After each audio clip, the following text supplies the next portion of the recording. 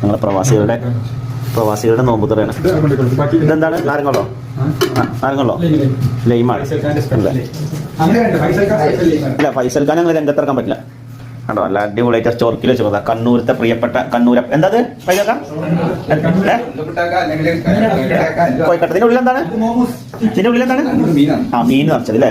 ഇതാണ് നമ്മൾ മൊയ്തീൻഖാന്റെ മീൻ നിറച്ചതാണ് മക്കളെ. ഇത് മാഷാ അല്ലാഹ്. ഞങ്ങൾ റമദാൻ മാസത്തിലെ 3ാമത്തെ നോമ്പ്, എന്റെ 2ാമത്തെ നോമ്പ്, ഇവരെ 3ാമത്തെ നോമ്പ് മറ്റേ റിയാദിലെ ബത്തയിൽ വെച്ച് അതിഗംഭീരമായി ഉള്ളതുകൊണ്ട് തൃപ്തിപ്പെട്ട് ഞങ്ങൾ കഴിക്കണം. അപ്പം എന്തൊക്കെയുണ്ട്? ഫ്രൂട്ട്സ് ഉണ്ട്, പഴംപൊരി ഉണ്ടാക്കിയതുണ്ട്, ഒക്കെ ഇവിടെ ഹോം മെയ്ഡാണ്. ഇതാ നല്ല അടിപൊളി ഈത്തപ്പഴത്തിൻ്റെ ഉണ്ട്.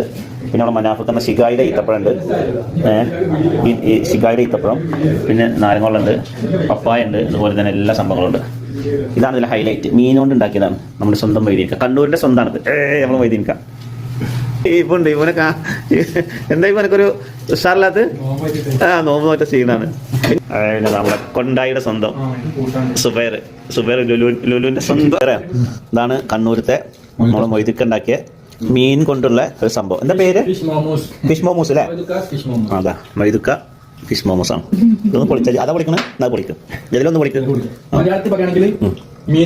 മീനട അല്ലേ? എന്താ മീനാണ് ഇതിൻ്റെ ഉള്ളിൽ വെച്ചിരിക്കുന്നത്. അതല്ലേ മീന് ഇതടിച്ചതാ? കഴിക്ക്, എക്സ്പ്ലോർ ചെയ്യാം. ഞങ്ങൾ മാത്രം കഴിച്ചാൽ പോലോ. ഉള്ളിണ്ട് ഇതില്, പച്ച. ഇതിൽ എന്തൊക്കെയാ ഉള്ളത്? മീനുണ്ട് ഉള്ളിൽ. മീനെന്താ ഇതാക്കിയതാ? ഇടിച്ചതാ?